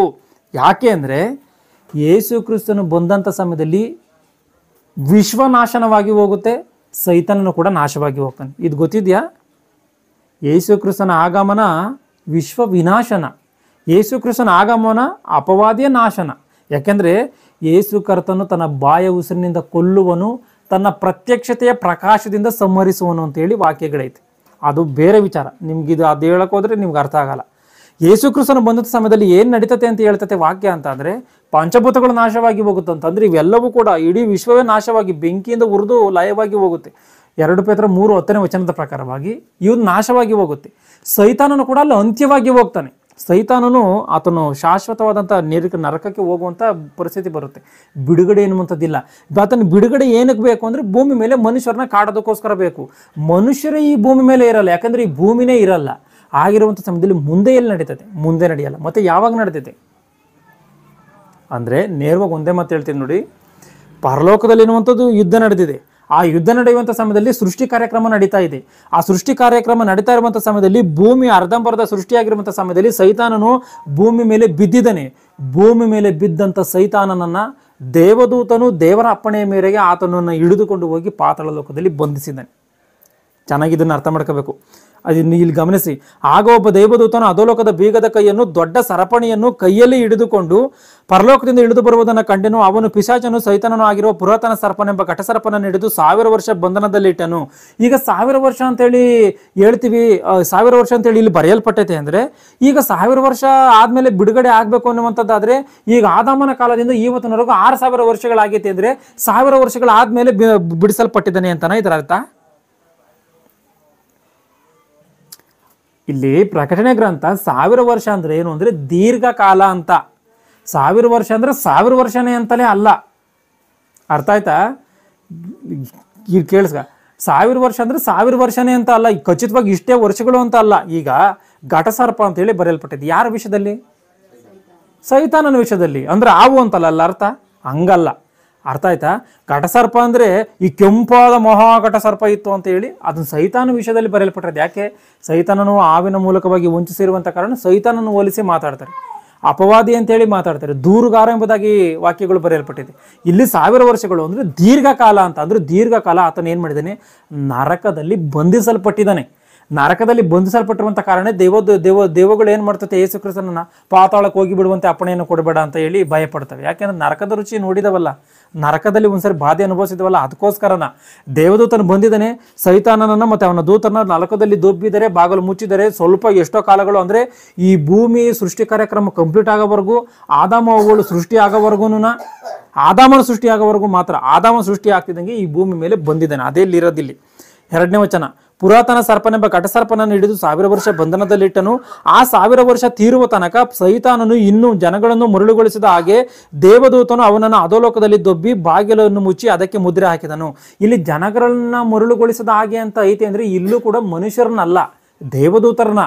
ಯಾಕಂದ್ರೆ ದೇವದೂತರನ್ನು ಕೂಡ ಆತನು ಮರುಳುಗೊಳಿಸಿದ್ದಾನೆ, ಸೈನ್ಯವನ್ನು ಕಟ್ಟಿಕೊಂಡಿದ್ದಾನೆ. ಹಂಗೆ ಅಲ್ಲಿ ಪರಲೋಕದಲ್ಲಿ ಯಾರನ್ನು ಕೂಡ ಮರುಳುಗೊಳಿಸಬಾರ್ದು. ಆ ರೀತಿಯಾಗಿ ಆತನ ನರಕದಲ್ಲಿ ದೊಬ್ಬಲ್ಪಟ್ಟಿದ್ದಾನೆ, ಆತನು ನರಕದಲ್ಲಿ ಬಂಧಿಸಲ್ಪಟ್ಟಿದ್ದಾನೆ. ಅಧೋಲೋಕದಲ್ಲಿ ದೊಬ್ಬಿ ಬಾಗಿಲು ಮುಚ್ಚಿ ಅದಕ್ಕೆ ಮುದ್ರೆ ಹಾಕಿದನು. ಆ 1000 ವರ್ಷಗಳಾದ ಮೇಲೆ ಅವನಿಗೆ ಸ್ವಲ್ಪ ಕಾಲ ಬಿಡುಗಡೆ ಆಗಬೇಕು. ಯಾವಾಗ ಬಿಡುಗಡೆ ಆಗಬೇಕು ಅಂದ್ರೆ ಆದಾಮನು ಯಾವಾಗ ಈ ಭೂಮಿ ಮೇಲೆ ಬರಬೇಕಲ್ಲ, ಈ ಆದಾಮನು ಈ ಭೂಮಿ ಮೇಲೆ ಸೃಷ್ಟಿಯಾಗಿದ್ದಾನಲ್ಲ, ಆವಾಗ ಅವನಿಗೆ ಈಚೆ ಕಡೆಗೆ ಬರಬೇಕು. ಆವಾಗ ಅವನಿಗೆ ಬರೋದಕ್ಕೆ ಅನುಮತಿ. ಸ್ವಲ್ಪ ಕಾಲ ಬಿಡುಗಡೆ ಅಂದ್ರೆ ಸ್ವಲ್ಪ ಕಾಲ ಅಂತೇಳಿ ಬರೆಯಲ್ಪಟ್ಟಿದೆಯಲ್ಲ, ಇದರರ್ಥ ಏನು ಅಂತ ಅಂದ್ರೆ ಆದಾಮನು ಮೊದಲುಗೊಂಡು ಇವತ್ತಿನವರೆಗೂ ಆಗಿರ್ಬೋದು, ಮತ್ತೆ ಯೇಸು ಕ್ರಿಸ್ತನ ಬರುವಂತ ಕಾಲ ಇದೇನಿದೆಯೋ ಇದು ದೇವ ಲೆಕ್ಕದಲ್ಲಿ ಸ್ವಲ್ಪ ಕಾಲ ಅಷ್ಟೇ. ಯಾಕೆ ಅಂತ ಅಂದರೆ ಈಗ ದೇವರ ಲೆಕ್ಕದಲ್ಲಿ ಒಂದು ದಿನ 1000 ವರ್ಷಗಳಂತೆ, 1000 ವರ್ಷಗಳು ಒಂದು ದಿನದಂತ ಹೇಳಿ ವಾಕ್ಯ ಇದೆ. 2 ಪೇತ್ರ 3:8 ಸರ್, 2 ಪೇತ್ರ 3:8 ಅದು.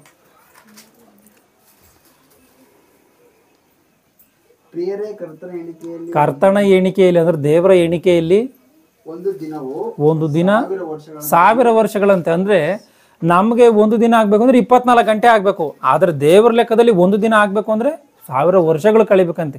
ಹಂಗಂದ್ರೆ ನಿಖರವಾಗಿ 1000 ವರ್ಷ ಅಂತಾನೆ ಅಲ್ಲ, ಎಷ್ಟೋ ವರ್ಷಗಳು ನಮ್ಮ ಲೆಕ್ಕದಲ್ಲಿ ಬಹಳಷ್ಟು ವರ್ಷಗಳು ಕಳೆದ್ರೆ ದೇವ್ರ ಲೆಕ್ಕದಲ್ಲಿ ಒಂದು ದಿನ ಅಂತ ಲೆಕ್ಕ.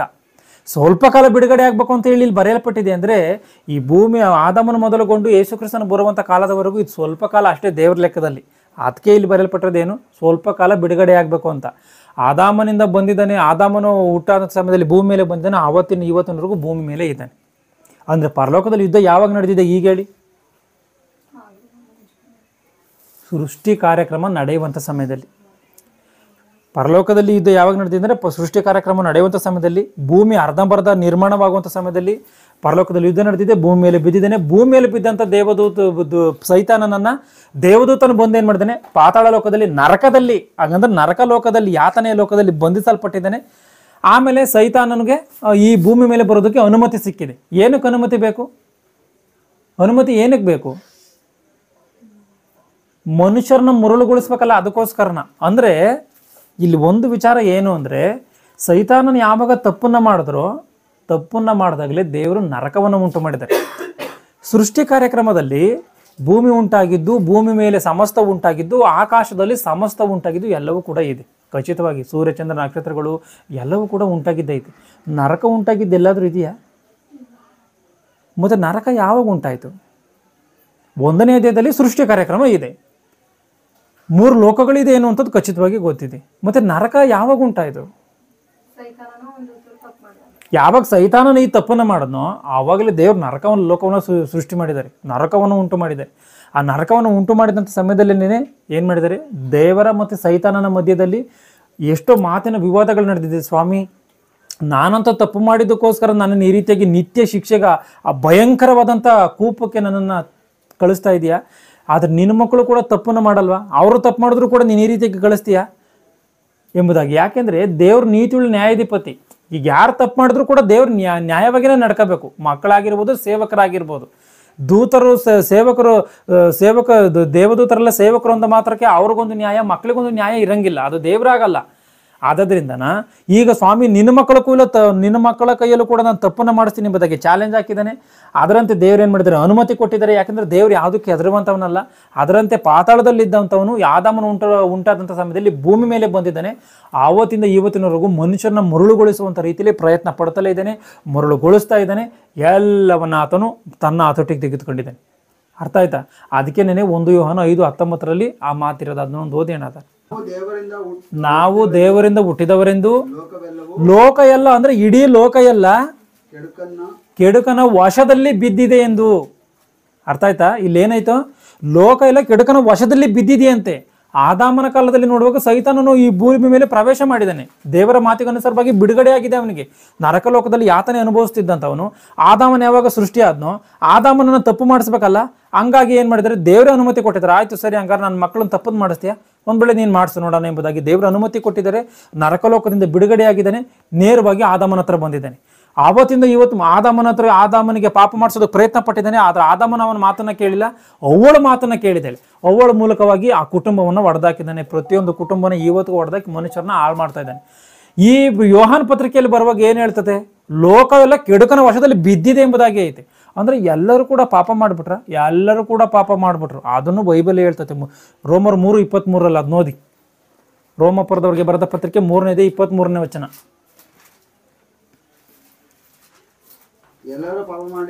ಎಲ್ಲರೂ ಪಾಪ ಮಾಡಿ ದೇವರ ಮಹಿಮೆಯನ್ನು ಹೊಂದದೆ ಹೋಗಿದ್ದಾರೆ ಅಂತ. ಅಂದ್ರೆ ಎಲ್ಲರೂ ಪಾಪಿಗಳೇ. ಯಾಕೆ ಯೇಸು ಕ್ರಿಸ್ತನು ಪರಿಶುದ್ಧನಾದಂಥ ಕ್ರಿಸ್ತನು ಬರಬೇಕು ಅಂದ್ರೆ ಈ ಭೂಮಿಯಲ್ಲಿ ಯಾವನು ಪರಿಶುದ್ಧನಿಲ್ಲ, ಎಲ್ಲರೂ ಪಾಪ ಮಾಡೋಗಿದ್ದಾರೆ. ಸೈತಾನನ್ ಯಾವಾಗ ಈ ಭೂಮಿ ಮೇಲೆ ಬಂದೋ ಆತನು ರೌದ್ರವುಳ್ಳವನಾಗಿ ಬಂದಿದ್ದಾನೆ. ಆತನು ಸಾಮಾನ್ಯವಾಗಿ ಬಂದಿಲ್ಲ, ರೌದ್ರವುಳ್ಳವನಾಗಿ ಬಂದಿದ್ದಾನೆ. ಮನುಷ್ಯರನ್ನ ಪಾಪ ಮಾಡುವಂಥದ್ರಲ್ಲಿ ಆತನು ಜಯಶಾಲಿಯಾಗಿದ್ದಾನೆ. ಮನುಷ್ಯರನ್ನ ಪಾಪ ಮಾಡುವಂಥದ್ರಲ್ಲಿ, ಪಾಪ ಮಾಡಿಸುವಂಥದ್ರಲ್ಲಿ ಆತನು ಜಯವನ್ನು ಹೊಂದಿದ್ದಾನೆ. ಆತನು ಯಾವ ರೀತಿಯಾಗಿರ್ತಾನೋ 1 ಪೇತ್ರ 1:7 ಓದಿ. 1 ಪೇತ್ರ 5:7 ಆತನು ಯಾವ ರೀತಿಯಾಗಿ ಮನುಷ್ಯನನ್ನ ನಿಮ್ಮ ಚಿಂತನೆಯೆಲ್ಲ ಆತನ ಮೇಲೆ ಹಾಕಿರಿ, ನಿಮಗೋಸ್ಕರ ಹಿಂಸಿಸುತ್ತಾನೆ. ಸ್ವಸ್ಥಚಿತ್ತರಾಗಿರಿ, ಎಚ್ಚರವಾಗಿರಿ. ನಿಮ್ಮ ವಿರೋಧಿಯಾಗಿರುವ ಸೈತಾನನು ಗರ್ಜಿಸುವ ಸಿಂಹದೋಪಾದಿಯಲ್ಲಿ ಅಂತೆ. ಅಂದ್ರೆ ಹೆಂಗೆ ಅಂದ್ರೆ ಏನೋ ಒಂಥರ ಜಿಂಕೆ ರೂಪದಲ್ಲೆಲ್ಲ ಗರ್ಜಿಸುವ ಸಿಂಹದೋಪಾದಿಯಲ್ಲಿ ಏನ್ ಮಾಡ್ತಿದ್ದಾನಂತೆ, ಯಾರನ್ನ ನುಂಗಲಿ ಎಂದು ಹುಡುಕುತ್ತಾ ತಿರುಗುತ್ತಿದ್ದಾನೆ ಅಂತ ಐತೆ. ಯಾವ ರೀತಿಯಾಗಿ ನುಂಗ್ತಾನೆ, ದೆವ್ವ ಅಂತಿದ್ದಂಗೆನೆ ಮನುಷ್ಯನೊಳಗೆ ಸೇರ್ಕೊಂಡ್ಬಿಟ್ಟು ನಾನು ಅದನ್ನು ತಿನ್ಬೇಕು, ಇದನ್ನು ಕುಡಿಬೇಕು, ಇನ್ನೊಬ್ಬರ ಮೇಲೆ ಅಗ್ಗೆ ಸಾಧಿಸ್ಬೇಕು, ಇದನ್ನ ಯಾವುದನ್ನು ಮಾಡಲ್ಲ ದೆವ್ವಗಳು. ಮನುಷ್ಯನೊಳಗೆ ಒಕ್ಕಿದಂಥ ದೆವ್ವ ಏನು ಮಾಡ್ತತೆ ಅಂದರೆ ಮನುಷ್ಯನನ್ನ ಪಾಪಕ್ಕೆ ಪ್ರೇರೇಪಣೆ ಕೊಡ್ತತೆ. ನೀನು ವ್ಯಭಿಚಾರವನ್ನು ಮಾಡು, ನೀನು ಕಳ್ಳತನವನ್ನು ಮಾಡಿ, ಇನ್ನೊಬ್ಬನನ್ನು ದೂಷಣೆ ಮಾಡು, ದೇವರನ್ನ ದೂಷಣೆ ಮಾಡು, ದೇವರ ದಾರಿ ಮಾರ್ಗವನ್ನು ಬಿಟ್ಟುಬಿಡು. ಈ ಪಾಪದ ಆಲೋಚನೆಗಳನ್ನು ಹಾಕಿ ಅವನ ಕೈಲಿ ಆ ಪಾಪದ ಆಲೋಚನೆಗಳಂತೆ ಆ ಕೆಲಸವನ್ನು ಮಾಡಿಸಿ ದೇವರಿಂದ ದೂರ ಮಾಡಿ ನರಕಕ್ಕೆ ತೆಗೆದುಕೊಂಡು ಹೋಗುವಂತೆ ಮಾಡ್ತತೆ ಅಷ್ಟೇ. ಅರ್ಥ ಆಯ್ತಾ? ಸೈತಾನ್ಗೂ ಕೂಡ ಒಂದು ಚಾಲೆಂಜ್ ಏನಾಕಿತ್ತು, ಲೂಕ ಸುವಾರ್ತೆ 4:6 ಅದೊಂದನ್ನು ಓದ್ಬಿಡಿ. ಲೂಕನ ಬರೆದ ಸುವಾರ್ತೆ 4ನೇ ಅಧ್ಯಾಯ 6ನೇ ವಚನ.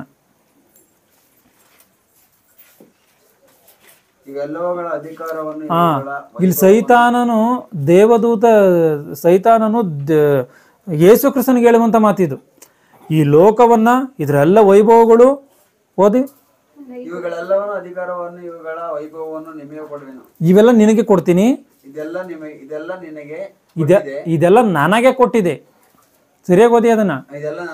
ಇದೆಲ್ಲ ನನಗೆ ಕೊಟ್ಟಿದೆ ಅಂದ್ರೆ ಸಾಕು. ಅಂದ್ರೆ ಇದೆಲ್ಲ ನನಗೆ ಕೊಟ್ಟಿದೆ ಅಂದ್ರೆ ಏನರ್ಥ? ಯಾರು ಕೊಟ್ಟಿದ್ದಾರೆ? ದೇವ್ರ ಅನುಮತಿ ಕೊಟ್ಟಿದ್ದಾರೆ. ನೀನು ಈ ಲೋಕವನ್ನು ಮನುಷ್ಯನ ಪಾಪದಲ್ಲಿ ಪಾಪವನ್ನು ಮಾಡಿಸ್ತೀಯಾ, ಮಾಡಿಸು ಎಂಬುದಾಗಿ.